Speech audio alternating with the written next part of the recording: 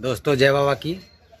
दोस्तों मैंने third part में ये बताया था आप लोगों को कि डीएम एनओसी जब हम लेते हैं तो डीएम कितने डिपार्टमेंट को एनओसी जारी करने की लिए अग्रसर लेटर भेजता है।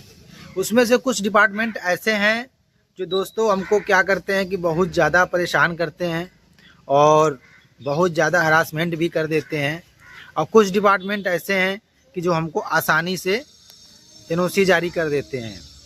जैसे कि हम आपको बता रहे हैं कि जैसे कि आपका एक हो गया आबकारी विभाग। ये आबकारी विभाग जो है एनओसी आराम से दे देता है, कोई फीस नहीं, कोई आपको हरासमेंट करने की उसको ज़रूरत नहीं है, तुरंत दे देता है। एक बिजली विभाग दे देता है। एक एसएसपी जो हम लोग बोलते हैं कि पुलिस के यहाँ से हम लोगों को एनओसी लेनी है, एसएसपी के यहाँ से मिले, मतलब यहाँ पर कहीं पैसा नहीं देना पड़ता है। आप जाओ, अपना जो भी रिक्वेस्ट लेटर होता है ड्राइंग के साथ जो सबमिट हम लोग करते हैं डीएम के यहाँ, जो डीएम साहब लेटर जारी करते हैं उसके साथ एक ड्राइंग हम लगाते हैं, उस पर हमको एनओसी जारी कर देते हैं।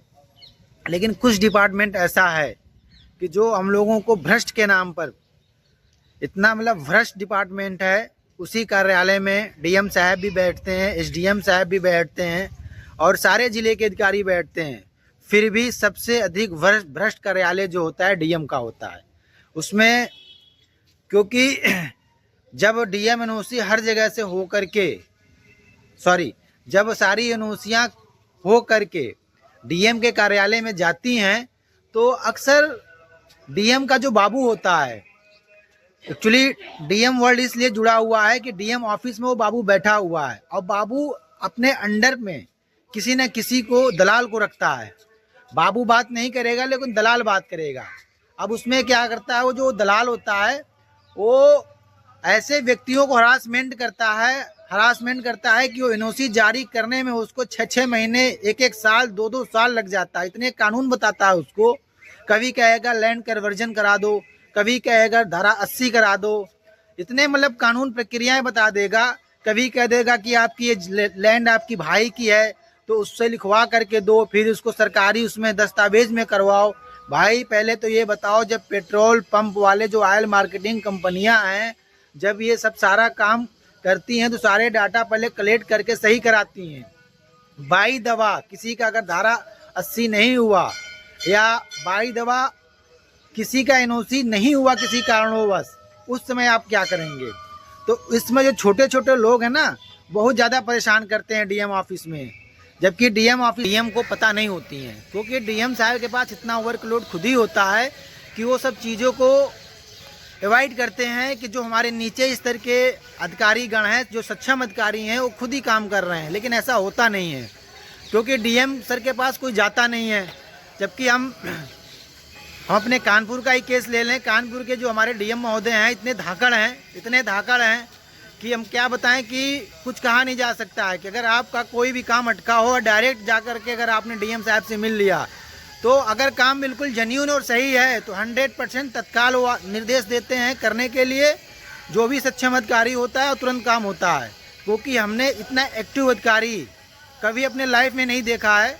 इतना एक्टिव है क्योंकि वो जो सरकारी डिपार्टमेंट है उन लोगों को भी वो बराबर अपडेटिंग लिया करते हैं, कौन अधिकारी टाइम से आ रहा, कौन अधिकारी नहीं आ रहा टाइम से।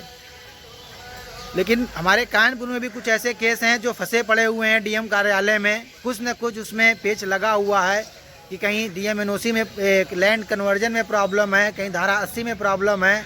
बहुत से सारे पेज लगे हुए हैं क्योंकि बहुत से फीडबैक आते रहते हैं। लेकिन किया तो क्या किया जाए, क्योंकि उनसे बोला जाता है कि आप लोग जाइए डायरेक्ट डीएम सर से बात करिए, तो उन लोग वही बोलते हैं कि जो नीचे के लोग दलाल हैं इस तरीके से हम लोग के साथ व्यवहार कर रहे हैं और हमारी फाइल को आगे नहीं बढ़ा रहे हैं। सारी एनओसी आ चुकी है, कहीं बोल रहे हैं धारा 80 नहीं है, कहीं बोल रहे हैं कंपनी का कोई कागज़ नहीं है। मतलब छोटी छोटी कुछ न कुछ कमियां बताते हैं। हम कहते हैं भाई अगर कमियां है जेन्युइन तो उसको सही करा करके तुरंत जमा करके उनको एनओसी जारी किया जाए। लेकिन हमारे जो डीलर बंधु भी हैं ये भी कहीं ना कहीं गलती करते हैं। हम कहते हैं जब आप इतने बड़े प्लेटफॉर्म पे आप बिजनेस करने जा रहे हो कहीं किसी ऑयल मार्केटिंग कंपनी के साथ, तो आपको डीएम साहब से मिलने में क्या प्रॉब्लम है? भाई डीएम भी तो एक अनुमति पत्र आपको देगा, कम से कम आप जा करके अपनी बात करो। जिस तरीके से डीएम आपको मीटिंग करने के लिए बुला सकते हैं कि कितने डिपार्टमेंटों की एनओसी जारी हुई है, नहीं हुई है, तो क्या आप अपनी बात को रख नहीं सकते उनके सामने? अपनी बात को रखिए। आपका अपनी बात रखने का हक सबको है और सब लोग अपनी बात को रखिए। आपको ज़रूर इस पे एनओसी का समाधान निकलेगा। जो भी अड़चनें आ रही हैं वो सॉल्व होंगी। और हमको ये नहीं लगता है कि अगर आप लोग एक कमेटी बना करके डीएम साहब से मिलेंगे तो आपकी समस्या हल नहीं होगा। हल ज़रूर होगा, क्योंकि हमारे कानपुर के जो डीएम साहब हैं बहुत एक्टिव हैं, बहुत स्ट्रांग हैं। एक बार आप लोग मिल के देखिए साथियों, आपका ज़रूर जो भी समस्याएं हैं ज़रूर हल होगा। जय हिंद।